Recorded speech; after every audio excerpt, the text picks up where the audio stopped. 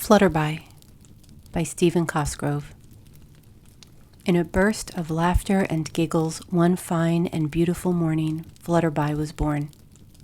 As her silver-blue cocoon shimmered in the starlight, she unfurled her wings and whinnied into the crystal night. For you see, Flutterby was not a common bug or butterfly, but rather the smallest of the small winged flying horses. She looked about, and with a twinkle in her eye, she set off to discover her new world.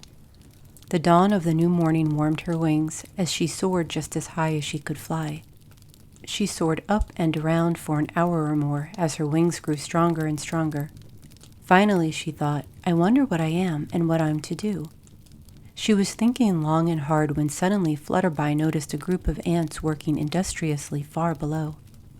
That's what I must be, she exclaimed, and with that she glided softly to the ground to join her own kind. The ants ignored Flutterby as she landed amongst them, but she watched with much interest as they busily dashed about, gathering food and carrying it to their hill. Well, she thought, if I am truly an ant, then maybe I should get to work too. She picked up some food, like the other ants, and carried it over the hill. She started back down the ladder at the entrance to the ant hill when she realized that she didn't fit through the opening. In fact, she got stuck halfway in and halfway out. She began to whinny in absolute fear. But the patient ants, with some of them pushing from the inside and the others pulling from the outside, yanked her from the ant hill. Sobbing, Flutterby asked, if I'm an ant, then why don't I fit in our home? Silly creature, scolded one of the ants, you're not one of us. But what am I then? She asked. We don't know, they said. Maybe you're a honeybee. And with that, they all went back to work, chuckling and shaking their heads. Maybe you're right, she said, as a tear dropped from her eye. Maybe I am a honeybee. So Flutterby flew just as high as she could fly, and suddenly, below, she saw a drove of honeybees collecting nectar from a patch of clover. Quickly she folded her wings and swept swiftly to the ground like a hawk. She watched them very closely to see exactly what the honeybees were doing. Then, following their every move, she carefully slipped into the blossom of a stalk of clover and scooped up an armload of nectar.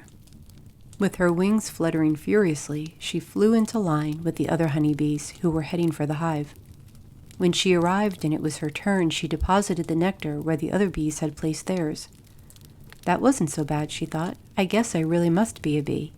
Content, she decided to explore her new home. Everything would have been fine except that she backed into a bee. Now the bee never really meant to sting her, but accidentally he did. With a flick of her tail and a high-pitched whinny, Flutterby jumped straight into the air and landed right in the middle of a honeycomb. The bees all started buzzing around, laughing at the poor little horse as she sat stuck in the center of all that honey. Silly creature, they laughed, you're not a honeybee. But what am I? She cried as a honey-coated tear dripped from her eye. We don't know, they said, as they pulled her from the honeycomb. Maybe you're a butterfly, and with that they sent her on her way. Flutterby sadly flew just as high as she could fly, up where the sun is at its purest. As she looked around for some butterflies, the honey melted from her hooves and dropped like golden rain. From her high vantage point, she sighted below hundreds of beautiful butterflies softly circling an old elm tree. Hoping that these surely must be her people, she swooped down with a kick and a giggle to join her own kind. She landed on the edge of a branch and watched her fellow butterflies floating gently on the breeze. Ah, she thought, I must surely be a butterfly. So she spread her wings, stepped from the branch, and tried to float on a whisper of the wind. She floated for just a moment, but then began to fall. She flapped her wings furiously to gain some altitude and tried to float again, but this time she fell down into the branches and onto a big flat leaf. She just sat there and cried and cried. Finally, a wise monarch butterfly flew up to her and asked, Why are you crying? I don't know what I am, sobbed Flutterby. When I came from my cocoon, I flew just as high as I could fly, and I spied the ants, but they told me I wasn't an ant. So I flew just as high as I could fly, and I spied the bees, but they laughed at me and told me I wasn't a bee. Then just now, I flew as high as I could fly, and I spied the butterflies. I tried to float like a butterfly, but I couldn't, so I can't be a butterfly. I just don't know what I am.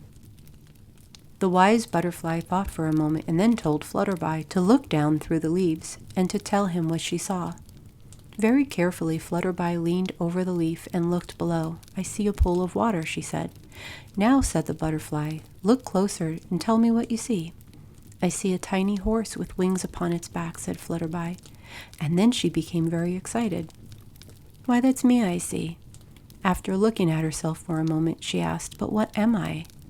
"You are you, just as I am me," said the wise butterfly. "Nothing more, nothing less." "But what does a me do?" she asked. "Let's see," said the butterfly. "You have very strong wings and can fly higher than high.